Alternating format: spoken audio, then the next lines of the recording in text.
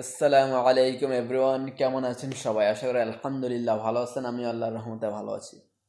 So guys, কি আর বলবো, মানুষকে খাওয়ানোর নামে কি কি যে খাওয়াইতেছে আল্লাহই জানে। আর মানুষও না বুঝে কত কিছু খেয়ে ফেলতেছে। এই যেমন মনে করেন একটা কফি, যেটার নাম হলো সিভিট কফি বা লুয়াক কফি, দুইটাই একই নাম, মানে একই জিনিস দুইটা নাম।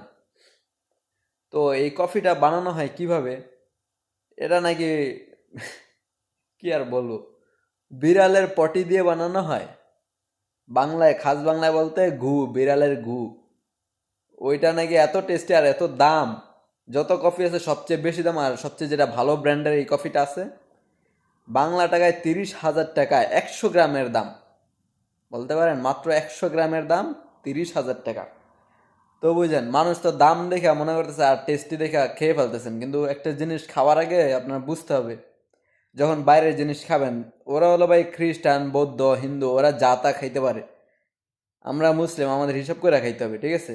একটা জিনিস পাইলেন আর এই যে স্টার বাক্স বা নামি দামি ব্র্যান্ডের নাম শুনে যে গাক গাক করে খেয়ে ফেলবেন, পরে কিন্তু নাপাক হয়ে থাকবেন, টেরও পাইবেন না।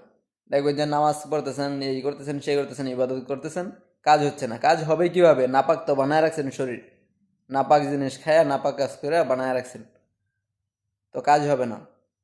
তো আমার কথা হলো যে আপনারা যখন বাইরের কোনো জিনিস খাবেন, নামি দামি রেস্টুরেন্ট, যে রেস্টুরেন্টের নামই শোনেন না, যারা এটা বিদেশি রেস্টুরেন্ট মানে অনেক ভালো খাবার, এটা মনে করে যারা খাবেন, আগে সেটা পর্যবেক্ষণ করবেন যে ভাই এটা কোত্থেকে আসছে, কী দিয়ে বানানো হয়েছে, আগে জানেন বুঝেন তারপর খান।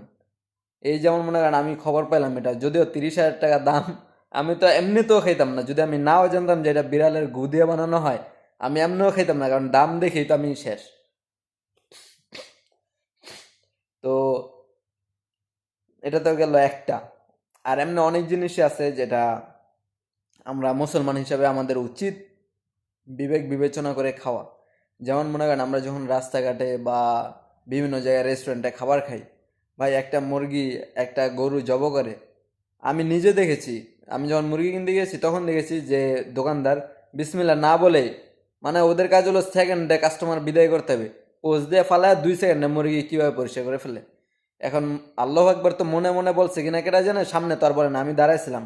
আমি একদিন জিজ্ঞাসা করছিলাম যে ভাই কি হলো, আপনি তো আল্লাহ একবার বললেন না, দুইজন মিলা মুরগিটা কাটলেন, একজন ধরলো একজন জবা করে সেকেন্ডে ফালাই দিলেন, আল্লাহ একবারও তো বললেন না। পরে বলে ভাই বলছি মনে মনে। এখন মনে মনে উনি বলছে, আমরা তো আর শুনিনি, তাই না?